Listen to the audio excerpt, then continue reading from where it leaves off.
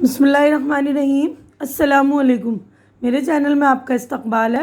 Welcome to ऐसे teaching zone. आज की हमारी ये वीडियो कुकिंग क्लासेस की है, कुकिंग सीरीज़ की है। तो आज हम इस सीरीज़ में बना रहे हैं खिचड़ा। मुहर्रम का वक्त चल रहा है तो इस दौरान हम जो है खिचड़ा बनाएंगे। ज़रूरी नहीं कि हम 10 मुहर्रम को बनाएं, हम कभी भी मुहर्रम में बनाएं, उसके बाद भी बना सकते हैं। तो आइए बढ़ते हैं हम अपने इंग्रेडिएंट की तरफ। देखिए, खिचड़ा बनाने के लिए हमें सबसे पहले इन तमाम चीज़ों को जो है ओवरनाइट सोक करना पड़ेगा, इन्हें रात भर हमें भिगो कर रखना पड़ेगा। तो इनमें मैं बता देती हूँ क्या क्या चीज़ें ली हैं हमने। ये दालें हैं, देखिए 5 किस्म की दालें हैं।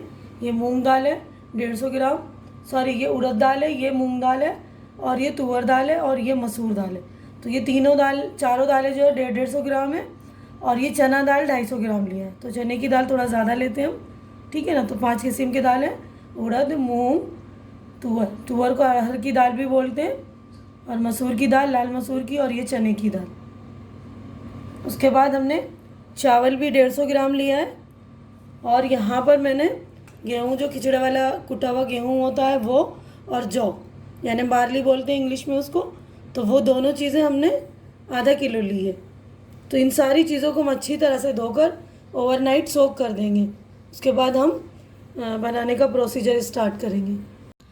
तो देखिए, हमने बार्ली और जो है गेहूं के कुटा हुआ जो वो एक साथ हमने भिगो दिया था। तो इन दोनों चीज़ों को हम एक साथ भिगोएंगे। एक साथ मैंने 500 ग्राम लिया था ना, यानी आधा किलो। तो अलग अलग आप लेंगे तो गेहूं को 350 लेंगे और बार्ली को 150, ठीक है ना। तो दोनों को एक साथ भिगो देंगे हम, और बाकी सारे दालें और चावल एक साथ भिगो देंगे। तो इसको हम पकाएंगे भी अलग से, इन दोनों चीज़ों को अलग पकाएंगे, दाल को अलग पकाएंगे, क्योंकि इसको गलने में ज़्यादा वक्त लगेगा, दाल जल्दी गल जाता है। तो इसको हम कुकर में डालते हैं। तो देखिए, हम इसको अब कुकर में डालना स्टार्ट करते हैं। और इसका पानी भी हम डाल देंगे, क्योंकि ओवरनाइट हमने धोकर ही अच्छी तरह से भिगोया था। तो इसका पानी भी हम इसी में डाल देंगे, ठीक है ना। लेकिन इसको हम नाप लेंगे पहले अच्छी तरह से। ये सारी चीज़ें हम डाल देते हैं। देखिए, मैंने गेहूँ और जौ जो है डाल दिया है, और जो भिगोया हुआ था वो वाला पानी भी यूज़ कर रही हूँ मैं, ठीक है ना। तो ये 1 गिलास उसको नाप लिया है। तो भिगोया हुआ पानी भी आप अच्छी तरह से नाप लेंगे, ठीक है ना। तो आधा किलो मतलब 2 गिलास होता है, तो इसमें हम कम से कम 3 गिलास पानी डालेंगे। ये 2 गिलास हो गया। उसके बाद हम जो है थोड़ा सा हल्दी, 3 गिलास हो गया, ठीक है ना। तो इसके बाद मैं आधा चम्मच हल्दी डालूंगी। ये देखिए, आधा चम्मच हल्दी, और 1 से 1.5 चम्मच नमक डाल दूंगी। और कुकर में हम 2-3 सीटी लगाकर इसको सिम कर देंगे, फ्लेम को है ना लो फ्लेम पर आधा घंटे के लिए रख देंगे, क्योंकि इसको गलने में टाइम लगेगा। और तेज़ आंच पर हम रखेंगे तो जलने का डर है ना, हमें गलाना भी है ना। तो देखिए, 1.5 चम्मच मैंने नमक डाल दिया। अब हम इसको 3 से 4 सीटी लगाकर लो फ्लेम पर आधा घंटे तक रख देंगे।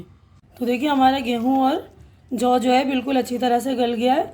हमने इसे मतलब उतार दिया है चूल्हे पर से, और इसमें पानी जो है बिल्कुल सूख गया था।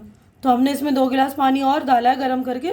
इसके बाद हम इसको जो है दाल घोटनी जो होता है ना, मथनी जिसे रई बोलते हैं हम, तो उससे अच्छी तरह से घोट लेंगे। और जहाँ भी पानी यूज़ करना है हमें गर्म पानी यूज़ करना है, ठीक है ना। तो इसको हम अलग से अब बर्तन में निकाल लेंगे।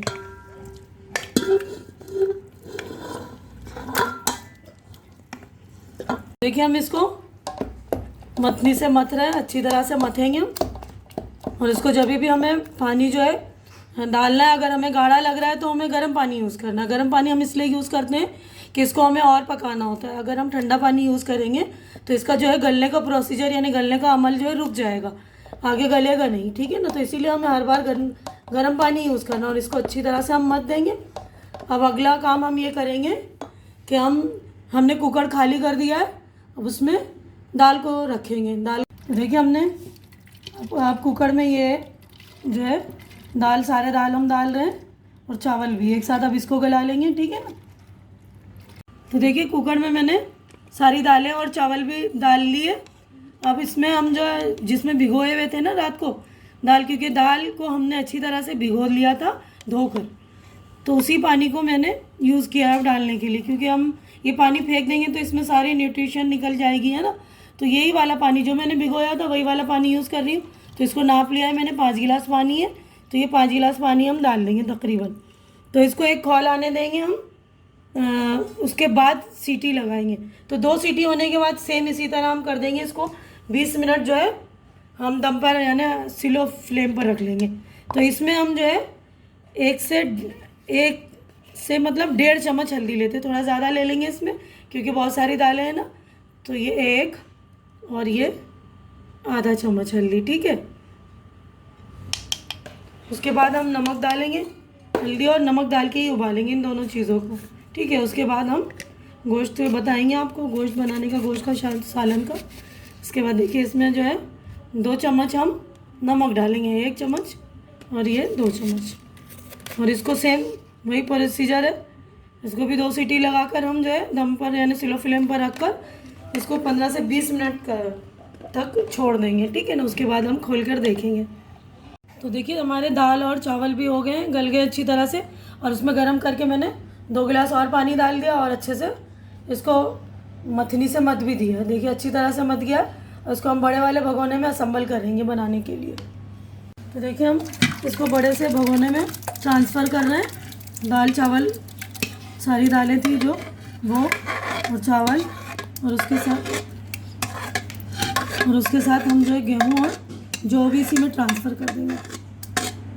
और देखिए गर्म पानी का बार बार मैं कह रही हूँ, ये देखिए कुकर में जो लगा हुआ है इसको भी हम गर्म पानी डालकर इसको निकाल लेंगे, ठीक है ना। हर चीज़ों में जो हमें गर्म पानी का यूज़ करना है। तो देखिए अब हम गोश्त का सालन बनाने की तरफ बढ़ते हैं।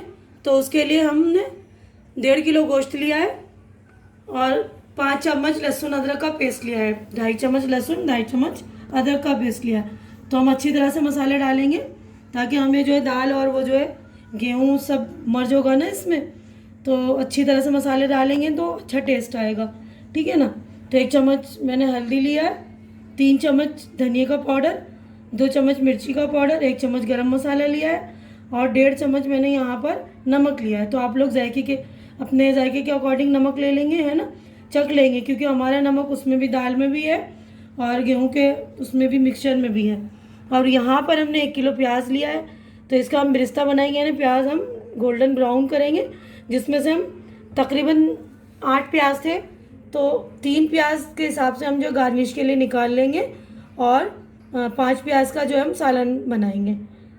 तो और इसके लिए हम जो है जब हम गोल्डन प्याज करते हैं तो इसके लिए हम थोड़ा ज़्यादा तेल लेंगे क्योंकि अच्छा ज़्यादा तेल लेंगे तो अच्छी तरह से गोल्डन होगा, इक्वली ब्राउन होगा, ठीक है ना। तो आधा किलो हम तेल ले लेंगे, उसके बाद हम इसको आधा निकाल लेंगे। तो देखिए हमारा तेल गर्म हो गया, हम प्याज डाल देंगे और इसको अच्छी तरह से मतलब गोल्डन ब्राउन करना है, ज़्यादा ब्राउन नहीं करना है, सिर्फ येलोइश ब्राउन करना है। हमने इसको सारा डाल दिया, अच्छे से चलाते रहेंगे और येलोइश ब्राउन हो जाएगा तो इसको 3 प्याज के अंदाज से हम निकाल लेंगे और 5 मतलब प्याज का जो है अंदाज उसको सालन के लिए इस्तेमाल कर लेंगे क्योंकि हमें गार्निश भी करना होता है और सर्व करने के टाइम भी खाने के वक्त सब इस्तेमाल करते हैं ना।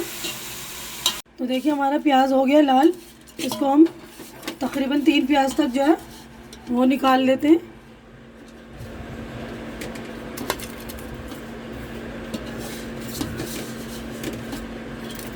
देखिए इतना निकाल दे रहे हैं हम। हमने जो प्याज बचा हुआ था उसको कुकर में डाल लिया, तेल भी हमने कम कर लिया है, बिल्कुल आधे से भी कम कर लिया है क्योंकि हमारा गोश्त भी थोड़ा सा चिकना है ना। अब इसमें हम लहसुन अदरक का पेस्ट डाल रहे हैं।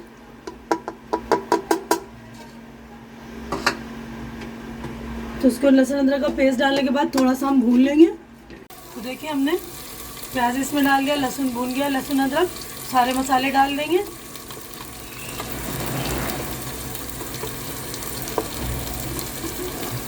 हमारा मसाला भी भुन गया, अब हम गोश्त डाल देंगे सारा। उसके बाद 3-4 सीटी लगा लेंगे उसको, फिर इसको भी हम जो है आधे घंटे तक जो है लो फ्लेम करके रख देंगे ताकि गोश्त भी अच्छी तरह से गल जाए। देखिए हमारा गोश्त भी अच्छी तरह से भुन भी गया है और गोश्त अच्छी तरह से हमारा गल भी चुका है। देखिए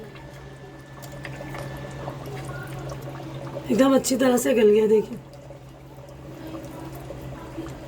तो इसको हम अब जो बड़े वाले भगोने में हमने दाल निकाला था उसी में इसको भी असम्बल करेंगे। तो चलिए असम्बल करते हैं हम। तो देखिए हम अब गोश्त इसमें डालेंगे अपना। देखिए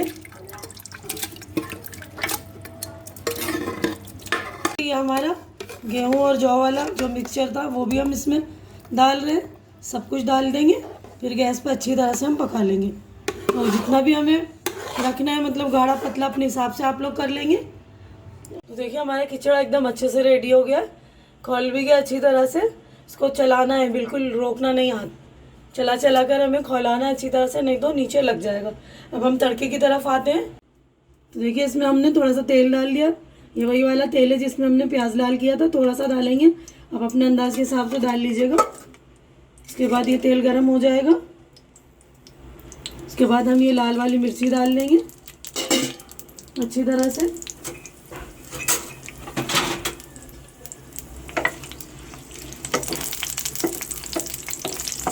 मिर्ची हमारा अच्छी तरह से पक गया है। उसके बाद हम इसमें 2 चम्मच कश्मीरी लाल मिर्च डालेंगे। इसे तेज़ नहीं होगा, बस कलर थोड़ा अच्छा हो जाएगा, ठीक है।